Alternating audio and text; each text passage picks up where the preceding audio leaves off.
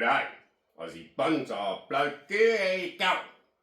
Well, g'day guys, today got the old SA Coopers Extra Stout. Bloody beauty of a drink, so we'll have a quick swig on that.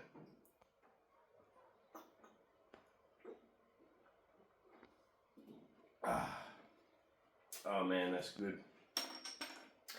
So, this is the bonsai that started my obsession. We're going to work on that. I just want to give a shout out to David Picket for sending me some jerky.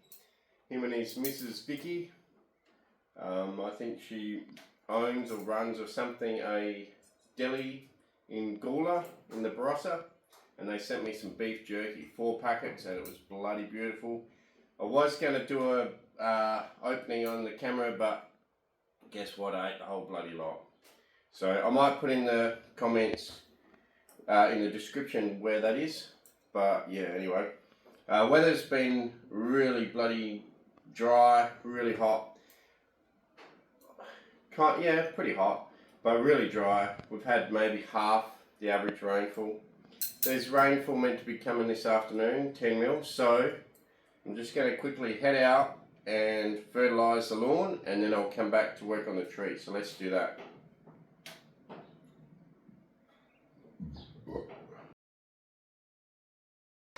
Okay guys, well it's been bloody dry, less than 200 mil for the year, probably going to get half the yearly rainfall, but apparently maybe 10 mil of rain coming today, so I'm going to do a quick spread before the rain.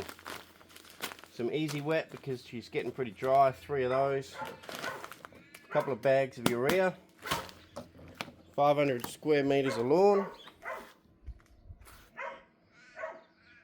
and we'll see how we go. You can see some dry patches around the place, and you can see where the dogs wee, but out there where the dogs wee it puts green spots, which means that she needs some more fert overall. Alright, let's get spreading before the rain hits. Look at that beautiful urea. Let's get going.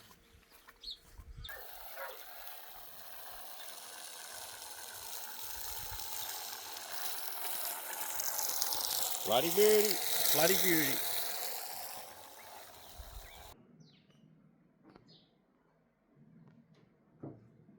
So, snap of the fingers and it's done. Lawn's fertilised. Let's hope we get some rain this afternoon because I don't have any water in the tank to be able to water the lawn, to water the fertiliser and the wetting agent in if it doesn't rain. So, crossing my fingers. Right, let's work on this tree. So, this is the very, very first tree I ever owned, and that was 15-ish years ago. And this is the one that me and Phil, you remember Phil from the Adelaide show, and he's been on my channel a few times. He took me down to Old Barry's at Anzac Highway, and we got this tree many years ago for I think 150 bucks, which, you know, was probably a rip-off back then, but who cares. And it was a twin trunk. We cut off one of the trunks because it was ugly, and I've made a new trunk there, and the old trunk's still there, and she's getting older and older. So this could be 25 years old all up, maybe even 30. So all we're going to do today is cut everything back to a short little stub. Last year this was struggling in summer, so I repotted it. No, the year before it really struggled, and I repotted it last year. So last summer it grew okay, and this year you can see it's got a lot of extra growth on. So I've let it grow out really long. So now that it's shown us that it's pretty strong, I'm going to cut everything back to 1 or 2 nodes. There won't be any leaf, hardly, because it's grown out so far that the base, well, I'll show you on this one, it's grown out so far that the base of these branches have dropped all their leaves already. But we're just going to come in there. I'll just show you. So we're just going to come in like that one and just cut it back to a nice short little stub, I suppose you could call it. There you go. So let's do that over the whole thing. It won't take very long. Might keep you guys alive. Oh, and the backdrop, sorry to say I've been hitting golf balls in here because I'm starting up a bit of a indoor driving range in the shed. You can see the mat, the tee, and here's the Garmin Approach R10. They're not the best indoor simulators, but for the money, they're pretty good. So yeah, but for Christmas, hopefully I'm getting a screen. Then I'll put a projector on the roof, and then you can play a golf course over here. And then because it'll be a white screen, it'll be great for doing bonsai in front of it anyway. And then have a side net here to block off all that messy crap there, which all sheds have. So I'll have a side net there, a back screen there, and I'll be able to hit away. I'm going to put some fake turf along here, and hopefully this area should look pretty smicko, maybe by January or something, you know. But for now, she's a bit of a hodgepodge, which is just how I like it anyway. So let's get in here. I'll come in a bit closer and let's trim this tree.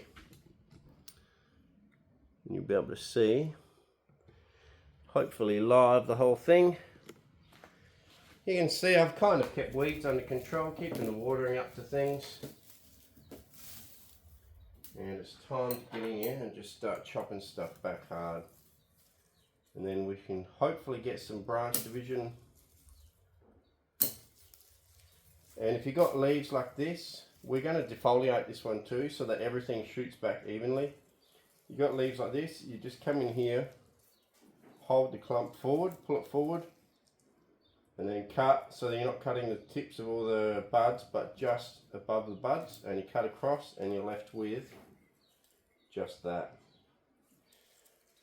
So I'll be doing that for some of the ones that will be leaving a few leaves on, but in general won't be many leaves left here at all, and everything will get cut back pretty hard. There are some dead bits still on this tree from when it was suffering. I don't know what it is about the ash, you know. They are an extremely hardy tree. They're an easy tree because they're so hardy. But after a few years in bonsai culture, and when they get a bit older, their growth does slow down a lot. When you first collect them, they just grow like mad, absolute madness. And then as they get older, they slow down, and sometimes if you're lucky, all that'll happen is it'll grow out like this, and even weaker like that. And that's the whole year's growth, which is not actually a good thing because it means it's quite weak. If it does that over the whole plant, okay, and you know, doesn't drop any branches, but this thing's been dropping branches. So yeah, I put it into some new soil last year, some quite free draining mix, but some fresh stuff, and hopefully that's going to sort it out. And it seems to have, because it is growing a lot better this year, way better. Like I say, last time. Any long leggy bits, I'm just cutting them back a lot harder. But I'm not going to go silly on this one because it is my oldest tree, my original. Not my oldest tree because I did buy some older stock than this one, but it's certainly the oldest one I've worked on. The longest I've worked on a tree, I should say. So yeah, we'll just keep cutting it back like that. Oh, this morning I was inside having a coffee, watching YouTube, and guess who popped up on the screen? My mate Doug. Doug is another bonsai friend from the Adelaide Club, and Doug keeps doing YouTube channels with Captain Frank. It's Captain Frank's channel, so Frank's channel, but Doug's quite often a guest on there, and if you're struggling for something to watch, you haven't seen a new program that's excited you for a while, check out Captain Frank if you like fishing, and go to his channel. His most recent one with Doug was quite funny. They got onto quite a few callop, and there's still a part 2 to come out, so go and check out Captain Frank and Doug fishing on some little private dam somewhere in SA. So, you know, catching Australian native fish at this time. Normally they're a carp fishing duo, but this time they've got on some really nice callop. So go check it out. Doug gets his PB callop, and it was a really, really fun watch. So check out Captain Frank's channel. Alright, we're getting there with the trimming. Getting pretty much down to the wire here. Now, I think this branch here is completely died. I don't think anything's alive on that one. So let's just rip it off to a short shoot, short stub, and we'll leave that stub on there for a bit of interest, and it can stay there.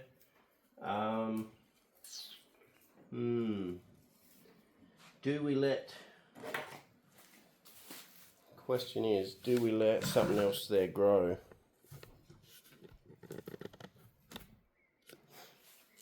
Very hard to turn. Oh. Yeah, so down here, that whole branch is dead. There's our new stub. Now, do we let something else here grow? Chop that back, that's too low. From this side, maybe we will. We'll let say this one try to grow. I won't even touch that one, and hopefully it shoots out now. It'll get a bit of sunlight. But this branch down here is quite weak. Maybe it didn't get enough sun. Maybe it died when the tree was weak. But either way, you can see by all the basil shoots. All these basil shoots means that it's got a certain problem with the actual tree itself, and it's choosing to shoot back at the bottom because the tree senses that the top's not so healthy, and it's trying to push a lot out at the bottom. Now under here there's a lot of old bark. You could put a bit of vinegar on there, take the moss off, but I quite like the moss on there. I think you guys are looking at the back of the tree, so let's spin it around. Pretty sure that could be the front. So let's trim these off. So yeah, you can see all these shoots coming out here. Just means that, you know, it's a survival mechanism, a bit like an Australian mallee tree. This tree is trying to push stuff out the bottom to survive and regrow a whole new tree, because it's sensing that the top's not giving it enough energy back, so it's trying to start off elsewhere, you know. But by balancing it out like we are here and defoliating it, balancing the tree, and because we repotted it last year, hopefully we'll give it some good vigor and it'll bounce right back and be quite a nice tree again. But yeah, these things can be funny. They're one of the strongest trees when you first get them, and they can turn into quite a weak tree after a few years in cultivation. And I'm not the only one to say this, because there's quite a few people that do grow them and they find the same. After a few years they really get a lot weaker, and then they need constant care, fertilizer, whatever. But we do have a lot of growth on this tree this year, so I'm not fussed about it yet. But what will stress me, or what will make me worry, is if it keeps dropping branches. So we've dropped a few. Let's see if we can't try to get this tree to grow some back, or at least stop losing them. So you can see we're doing a full defoliation to balance out the whole tree, only because it's pretty strong. If your tree's not strong, don't do a full defoliation, because the tree might not be strong enough to handle it. I'm going to leave a couple of these shoots in weak areas, and same with this branch down here. I might leave this one here on the trunk in case it shoots out a whole new branch, and we'll let it grow and fatten up, and that might replace this old one here if this one here has got a problem. Who knows, it might have some sort of bug in there boring away or whatever, I don't know. But, you know, hey, we've still got our first tree I've ever had, And it's pretty rare these days to be able to keep a tree that was your first ever bonsai, because most people have accidentally killed them due to lack of water, lack of care. But luckily I got this thing a little bit later in life when I already had a little bit of horticulture knowledge, and thankfully I kept it alive. Like, even with horticulture knowledge, like, you get some people that are good gardeners, but once they get a bonsai, they don't realise quite how much you have to water them. You have to water them, then when they're completely saturated, you've got to water them again and again. So when you think it's got enough, if you're beginning at bonsai, water it again, especially in the Australian climate. You can see an old screw stuck in the side here from an old tie down point. She's still in there. There's the old screw. I mean, this could be the back. It sort of leans away a lot. If I turn it to the side, yeah, I mean, it might be the front. Anyway, it's leaning away from us. Might have to have a different angle repot. It's a strange tree, but you know what? It's my first tree, so I'm not going to get rid of it. I'm just gonna, it is what it is. Hey, still got character, and that's the main thing. Right. I'll put it on a turntable, have a bit of a sip, put it on a turntable, and we'll give it a spin.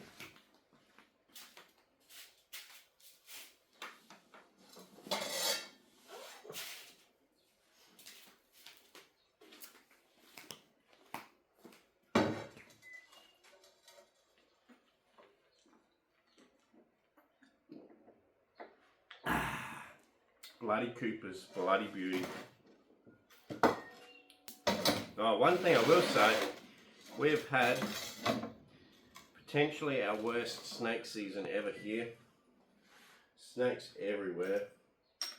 I haven't seen one in the shed, thank God, but I've seen quite a few outside, and the dogs have mauled up quite a few. Thankfully they haven't been bitten yet. We've got to keep them inside during the hot days, which is, you know, for kelpies, pretty sad for the dogs, but it's keeping them safe. So I don't know, that could be the front or the back, I don't know. I could repot it next time like that, and this will be the back. So if we turn it to the front, that would make it lean forward like that, which I think is probably the better way to go. So maybe next time we repot it, it'll be like something like that. I don't know what I was thinking when I repotted it. I probably wasn't thinking. But anyway, let's give it a slow spin. The bonsai that started it all. Very first bonsai. Me and Phil down to Adelaide. Alright, cheers guys, thanks for watching. You can see I've cut it all back pretty hard. There's not too many straight sections. One back here, but that's on a weak branch, so I'm not going to cut that one back too hard. I'm going to let it get some sunlight. And that's it, you know. That's our prune for the probably all of summer this year, because, you know, I don't want to weaken it too much. You can see quite a bit of stuff. And that's it, so right, so check out Frank's channel. Pray that I get some rain, and anyway, enjoy your bonsai. Support your local brewery,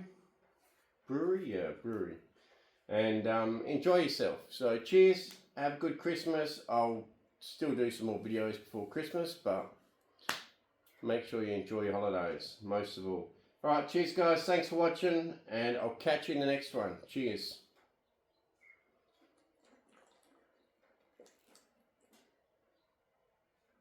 Bloody beauty.